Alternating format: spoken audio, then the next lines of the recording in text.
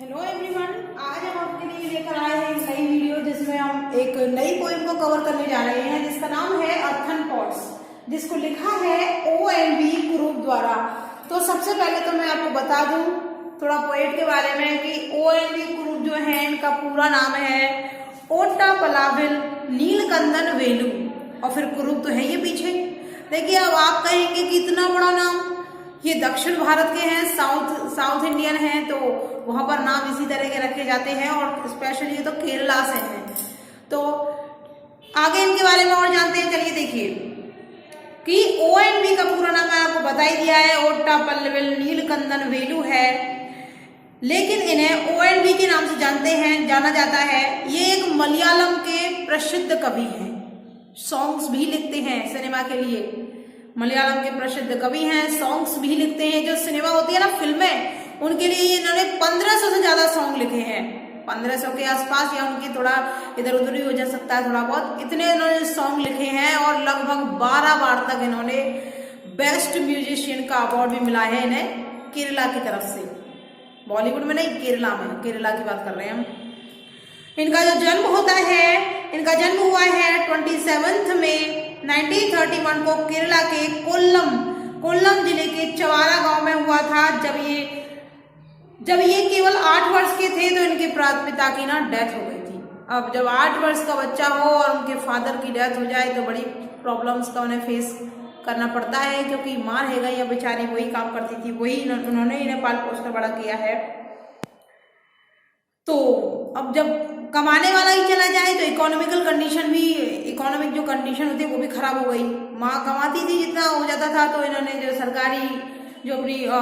जो इन्होंने अपनी टीचिंग की है वो सरकारी स्कूल से की है। इसके बाद सरकारी स्कूल में पढ़ने के बाद ये आ चुके थे, तिरुवनंतपुरम में चले गए, और वहां जाकर के ट्रावणकोर विश्वविद्यालय से, जो अब पहले तो तिरुवनंतपुरम में था, अब केरल में है वो यूनिवर्सिटी, वहां से इन्होंने MA में मलयालम साहित्य में डिग्री प्राप्त कर ली।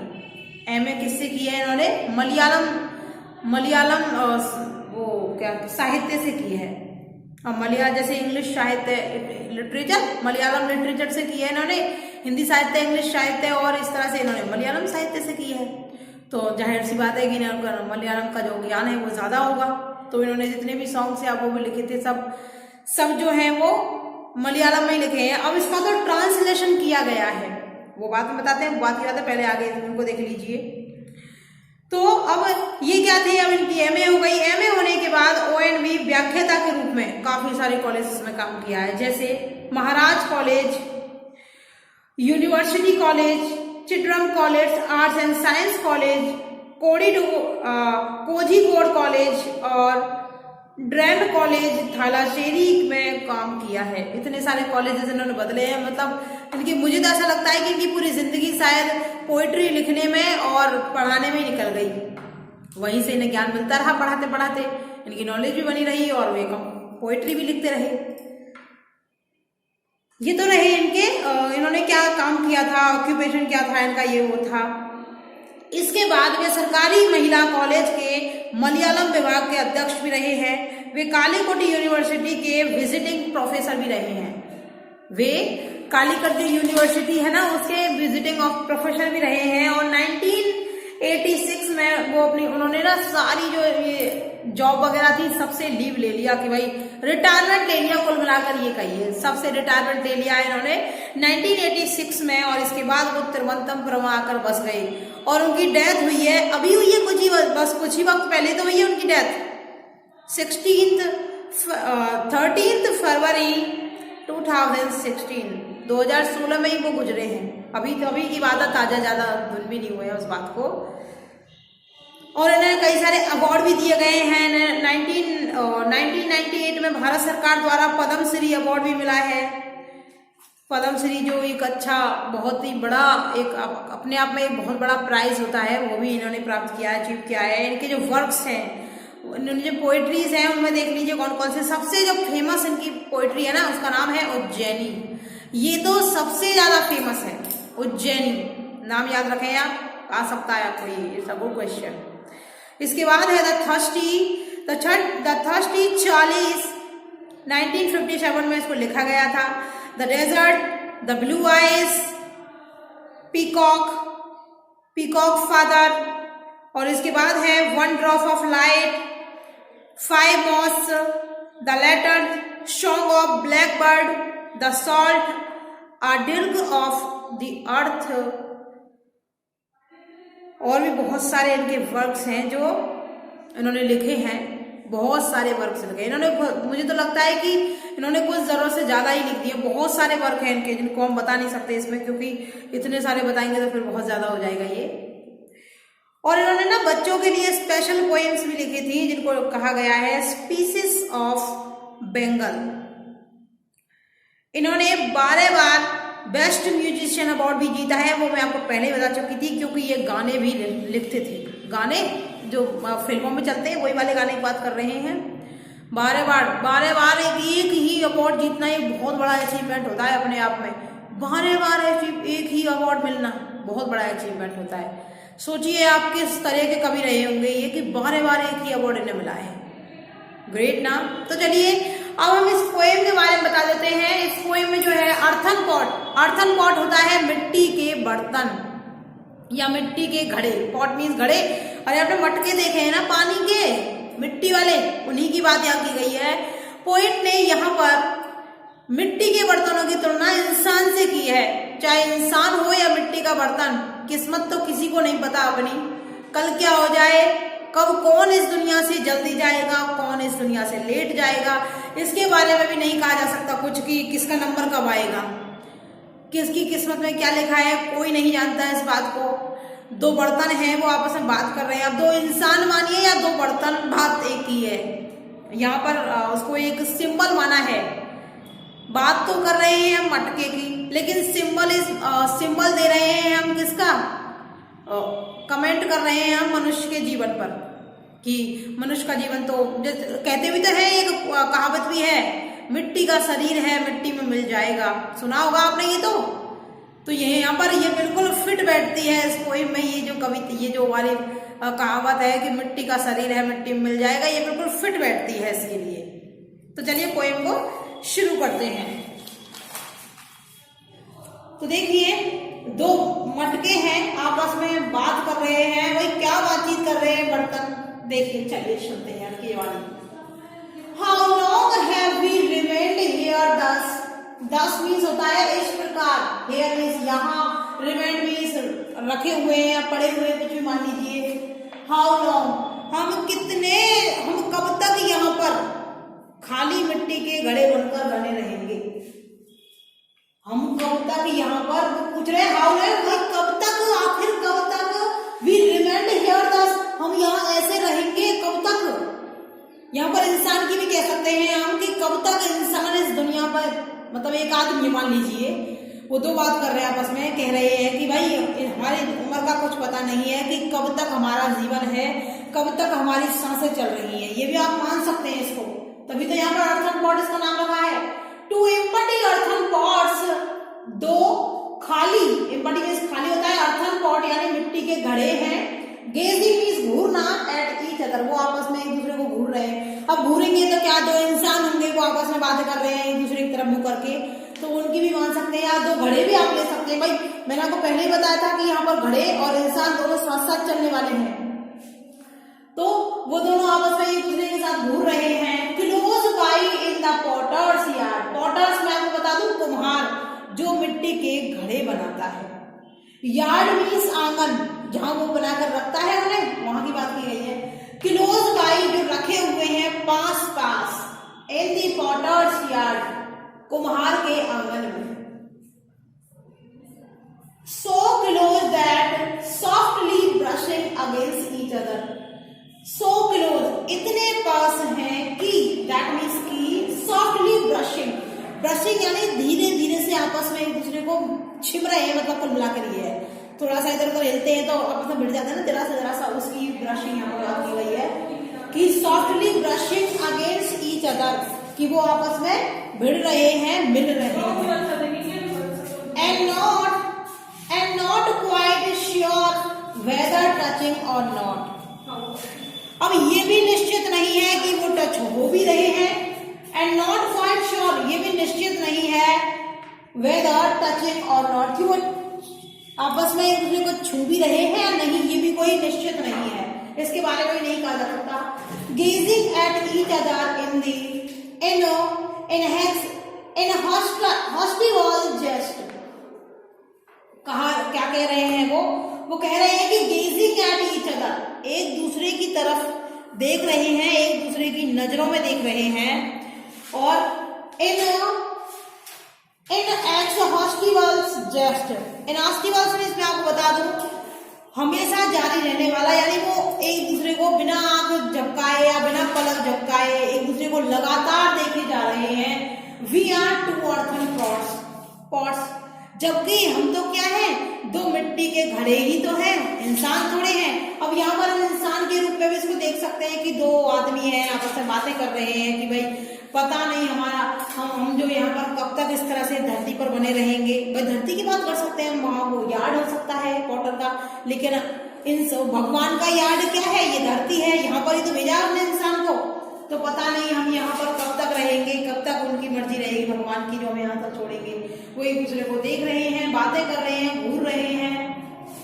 वो कह रहे हैं कि फिर ये यहाँ पर ये हो सकता है कि हम केवल मिट्टी के घड़े ही तो हैं, भगवान की जिस दिन मर्जी होगी वो हमें बुला लेंगे अपने पास, हमारा ये शरीर है ये टूट फूट जाएगा मिट्टी के घड़े की तरह, या हमें जला दिया जाएगा, कुछ भी जो प्रोसेस है आगे की वो सब जानते हैं।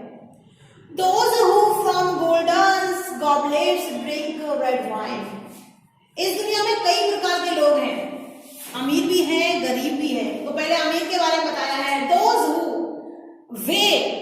वे जो सोने के बर्तन में, गोल्डन गॉबलेट्स यानी होता है सोने की कटोरी, बेला, गिलास भी ले सकते हैं आप, कुछ भी ले सकते हैं, वही है। तो वे लोग जो सोने के कटोरी, बेला, कुछ भी लगा लीजिए आप, गिलास लगा लो, सोने के गिलास में रेड वाइन पीते हैं, ड्रिंक मतलब पीते हैं, रेड वाइन शराब पीते हैं। मैं dismiss us in contempt and extreme scorn.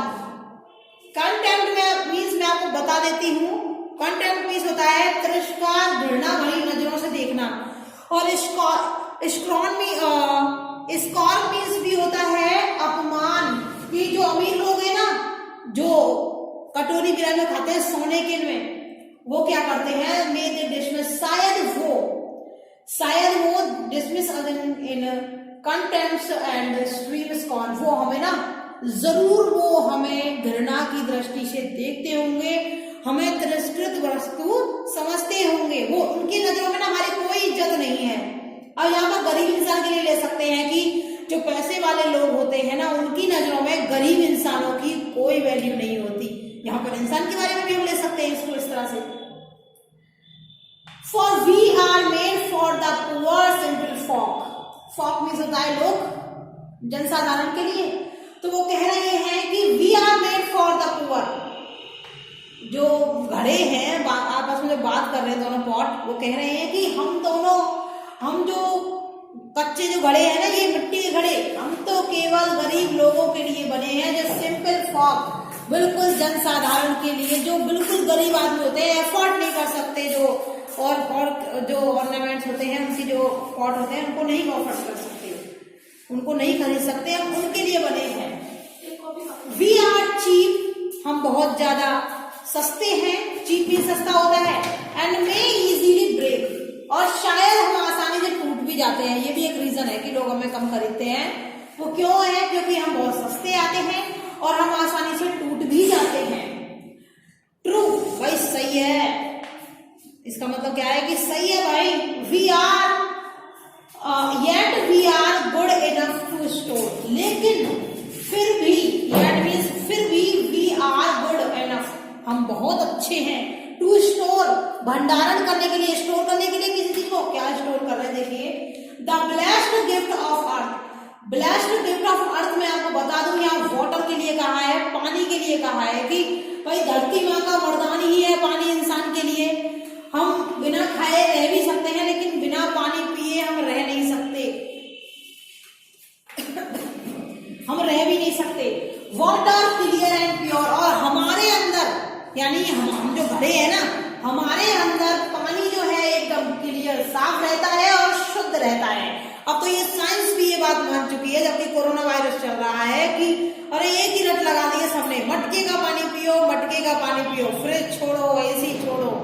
तो इस बात से कहीं ना कहीं तो ये पता लग ही रहा है कि हम जो है वो जो प्रकृति का जो वरदान है ना पानी, हम उसे सुरक्षित रखते हैं और शुद्ध रखते हैं with in our hold unpolluted. और जब तक पानी हमारे अंदर रहता है वो अनपॉल्यूटेड रहता है, यानी कि वो मटके के अंदर कभी भी पानी पॉल्यूटेड हो ही नहीं सकता। चाहे आप उसमें गंदा पानी भर दें उसे भी वो सही कर देता है, मटका गंदगी नीचे बैठ जाती है, उसके जो हाइजीन होते हैं उसमें बिल्कुल हाइजेनिक रहता है वाटर, और उसमें कोई केमिकल नहीं मिल पाता है। जबकि हम अगर प्लास्टिक में रखेंगे तो धीरे धीरे उसमें प्लास्टिक घुलने लगते हैं, लेकिन मटके के साथ ऐसा कुछ नहीं होता है, वो बिल्कुल सेफली उसमें रहता है। Enough we are mere earthen pots, mere की होता है केवल, जबकि हम तो केवल मिट्टी के घड़े हैं। क्या कह रहे हैं वो, जबकि हम तो कोई महंगी वस्तु नहीं है, हम पानी को शुद्ध रखते हैं, एकदम सुरक्षित रखते हैं, जबकि हम तो क्या है, मिट्टी के घड़े ही तो हैं। और मैं आपको बता दूं कि मिट्टी के घड़े में पानी शुद्ध क्यों रहता है, क्योंकि पानी मिट्टी के अंदर से ही आता है, और अब जो घड़े बने हुए हैं वो मिट्टी के हैं, इसलिए मेरे हिसाब से सूटेबल कंडीशन में मिल जाती है स्पॉट पे, इसलिए वो अनपॉल्यूटेड रहता है, एकदम प्योर रहता है और क्लियर रहता है वाटर। अब यहाँ पर इंसान के लिए हम ऐसे ले सकते हैं कि इंसान, जो गरीब इंसान है, अमीरों के लिए उन्हें तोड़ना मरोड़ना बहुत आसान है, उन्हें हानि पहुंचाना, चोट पहुंचाना बहुत आसान है, लेकिन गरीब लोग फिर भी कह रहे हैं कि माना कि हम गरीब हैं, लेकिन हमसे ही तुम लोग अमीर हुए हो, कहीं ना कहीं तुम्हारे पीछे हम ही हैं, कहीं ना कहीं तुम्हारे लिए हम मेहनत करते हैं, उस मेहनत के ऊपर आप, उसी मेहनत के ऊपर आप क्या करते हैं, हमारे कमाए हुए पैसों पर आप शोहरत पाते हैं। यहाँ ये भी हो सकता है। तो देखिए पोएट आगे क्या कह रहे हैं, और इंसानों तथा जो पोट्स हैं उनके बारे में, पॉट्स के बारे में देखिए। Even our makes do not know, even our makes यानी कि हमें बनाने वाला, भाई हमें तो क्या, हम तो क्या, हमारा जो बनाने वाला है ना भगवान, या यहाँ पर मटकों की बात नहीं लेते हैं पॉट की, कि उन्हें जो बनाने वाला पॉटर है, जो कुम्हार है, उसे भी नहीं पता, क्या नहीं पता, where tomorrow we shall be, कि हम कल कहाँ होंगे। भाई इंसानों की तो छोड़ो, खुद कुम्हार को ये नहीं पता कि जिसने जो घड़े बनाए हैं, जो बर्तन बनाए हैं मिट्टी के, वो कल कौन खरीदेगा, कौन उनको ले जाएगा, कल उनका भविष्य क्या होगा, वो फूट जाएंगे या कोई इन्हें खरीद कर ले जाएगा, उसे कुछ नहीं पता इस बारे में। Hundreds like us who are crowded here, यहाँ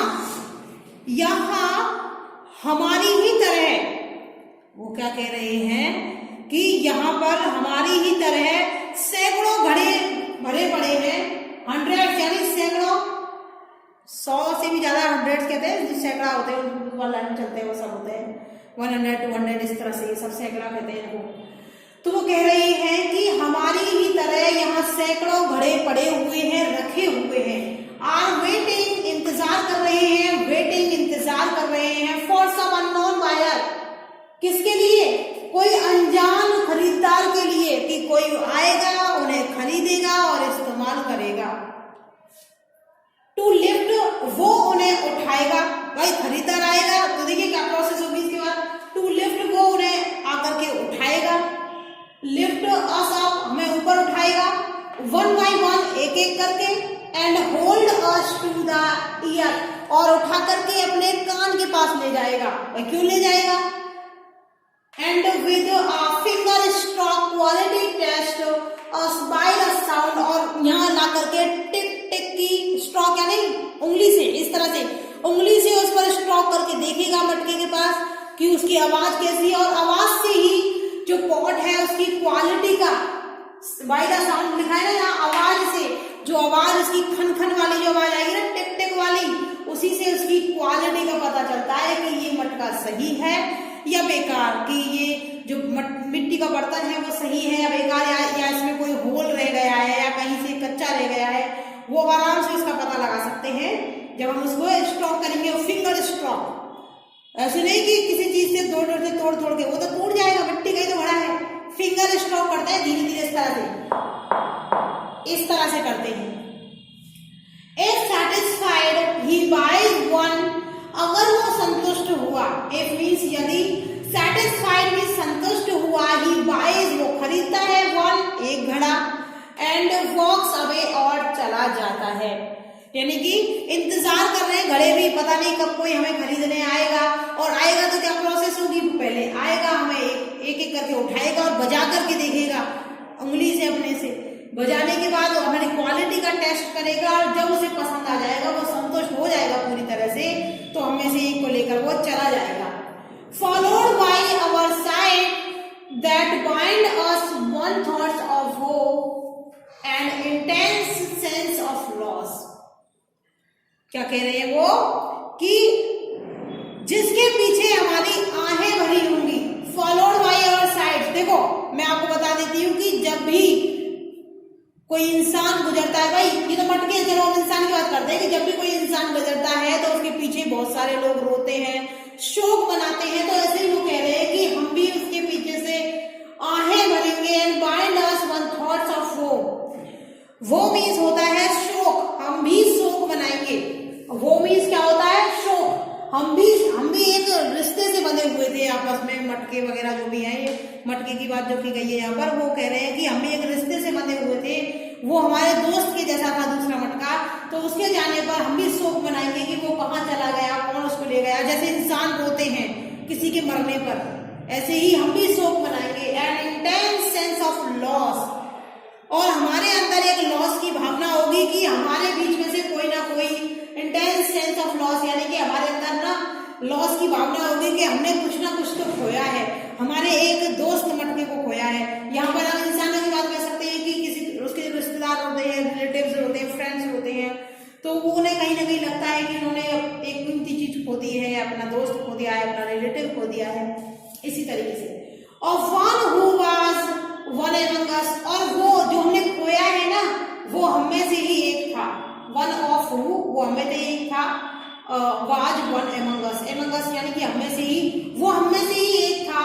and one of us take hold of us, क्या कह रहे हैं कि वो हमें से ही एक था, हमें से कोई एक दूसरे की हिम्मत बनाएगा। टेक्स होल्ड यहाँ पर आया है हिम्मत बनाने के लिए, कि चलो मान लो वो उसको ले गया, तो हम में से ही कोई और हमारी हिम्मत बनाएगा कि भाई कोई बात नहीं, ये भगवान का नियम है, जिस चीज का जन्म हुआ है उसे मरना ही पड़ता है, इस दुनिया को छोड़कर जाना ही पड़ता है। शायद इसी तरह से वो भी हिम्मत बनाएंगे एक दूसरे मटके को। यहाँ पर मटके को ना इंसान के रूप में भी माना गया है, देखा गया है यहाँ पर, कि वो बिल्कुल इंसान जैसा बिहेवियर कर रहे हैं इस पोएम में, वो भी हम देख रहे हैं। When does your turn come to depart? अरे यहाँ पर एक्सक्लेमेशन मार्क लगा हुआ है, यानी कि वो आप पर एक्सक्लेम कर रहे हैं, क्या कह रहे हैं, When does your turn come to depart? जब तुम्हारा समय आएगा यहाँ से जाने का। अब आप इंसान को मान लीजिए चाहे मटके को, बात दोनों पे लागू होती है, कि मटके को तो ऐसे कह सकते हैं कि जब तुम्हारा समय यहाँ से जाने का आएगा तो पता नहीं पहले कौन जाएगा। देखो पहले इसको पूरी पढ़ते हैं। एंड वेयर इट कम्स, और जब ये आएगा तुम्हारा जाने का समय, who would be the first to leave, तो कोई नहीं जानता कि पहले कौन जाएगा। तो यहाँ पर हम मटके की बात कर सकते हैं कि हो सकता है मान लो कोई बायर आ गया, कोई खरीदार आ गया, तो पहले कौन सा मटका जाएगा इसके बारे में कुछ नहीं कहा जा सकता। तो वो यही कह रहा है कि हो सकता है भाई तुम्हारा नंबर आ जाए जाने का, हो सकता है मेरा नंबर आ जाए, किसी को नहीं पता कि पहले कौन जाएगा। सेम आप ऐसे ही इंसानों पर ले लें। इंसानों पर कैसे लेंगे कि इस दुनिया में सब इंसान आते हैं, उनकी किस्मत का पता नहीं होता कि उनकी किस्मत में क्या लिखा हुआ है, उनकी डेस्टिनी कैसी है, क्या हमें लिखा हुआ है, और वो सुख भोगेगा या दुख भोगेगा। और फिर उसे एंड में ये भी पता नहीं लगता है कि उसका नंबर कब आएगा, उसे कब जाना पड़ जाए। हो सकता है अभी देखो 10 मिनट बाद ही किसकी मृत्यु हो जाए, या 2 मिनट में, एक सेकंड का नहीं पता होता हमें। तो हमें क्या, कुम्हारों को भी जो मटके होते हैं उनको भी नहीं पता होता, ना हमें पता है इंसानों को कि एक सेकंड का भी नहीं पता। हो सकता है अगले ही क्षण क्या हो जाए, कुछ नहीं कह सकते। और जब ये आएगा तो पता नहीं पहले कौन जाएगा। इसका भी कुछ पता नहीं है। कोई ज्ञानी ऐसा नहीं हुआ, कोई साधु ऐसा नहीं हुआ जो ये बता दे कि भाई पहले कौन जाएगा इस दुनिया में से। ऐसा तो कोई नहीं हुआ अब तक कि वो ये बता दे कि कौन इस दुनिया से पहले जाएगा।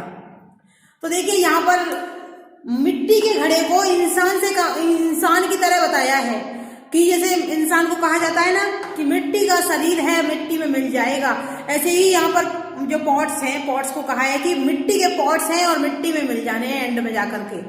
तो यहाँ पर बिल्कुल दोनों के लिए सेम है। उन्हें भी नहीं पता कि उनकी किस्मत कैसी है, इंसान को भी नहीं पता कि उसकी किस्मत में क्या लिखा है, खुशी है, दुख है, क्या है, उसे भी नहीं पता। और ना ही उसे ये पता है कि उसका नंबर कब आएगा यहाँ से इस दुनिया को छोड़कर जाने का या फूटने का, या घड़े को भी नहीं पता कि उसका क्या होगा, फूटेगा या कहीं किसी के घर जाकर किसी के रसोई की शोभा बनेगा, वहां किसी की सेवा करने का उसे मौका मिलेगा, पानी पिलाने का मौका मिलेगा, कुछ पता नहीं है उसे। ऐसे ही इंसानों को नहीं पता होता कि किस तरह के दुख उसकी जिंदगी में आने वाले हैं, नहीं आने वाले हैं। तो अब उम्मीद है आपको ये वीडियो समझ में आई होगी। नहीं समझ में आई है तो आप मुझे बता देना, कमेंट कर देना एक बार, मैं फिर आपको समझा दूंगी। वैसे बिल्कुल सिंपल सी पोएम है, बहुत ही सिंपल है, लैंग्वेज भी इसकी बहुत सरल है और इफेक्टिव भी है कि प्रभाव डाल रही है, एक बार माइंड को कैप्चर करने वाली है, सोचने में मजबूर कर देती है कि भाई बात तो सही है। आप भी सोच रहे होंगे इस बात को, जब ये देखेंगे आप पोएम को पूरी को पढ़ेंगे तो एक बात तो आपको सोचने में मजबूर कर देगी कि हाँ भाई इसमें जो कहा गया है ना वो बिल्कुल सही है। और इसका जो टाइटल है अर्थन पॉट्स वो भी बिल्कुल सही है। इंसान का शरीर भी मिट्टी का है और मिट्टी में मिलना है, और ये अर्थन पॉट्स हैं इनको भी मिट्टी में मिलना है। यहाँ पर कुरूप जी ने बहुत ही अच्छे ढंग से इसे पेश किया है। वैसे मैं आपको बताने वाली थी, मैंने आपको बताया नहीं था, अभी मुझे ध्यान आया है कि ये जो पोएम है ना इसको मलयालम में लिखा था और इसको ट्रांसलेट किया है के श्रीधर नायर के द्वारा, इसको इंग्लिश में ट्रांसलेट किया गया है। ये मलयालम की पोएम है, ध्यान रखना, और इसको ट्रांसलेट किया है के श्रीधर नायर के द्वारा। तो इसका भी आप ध्यान रखेंगे, ये थोड़ी सोचने वाली बात है।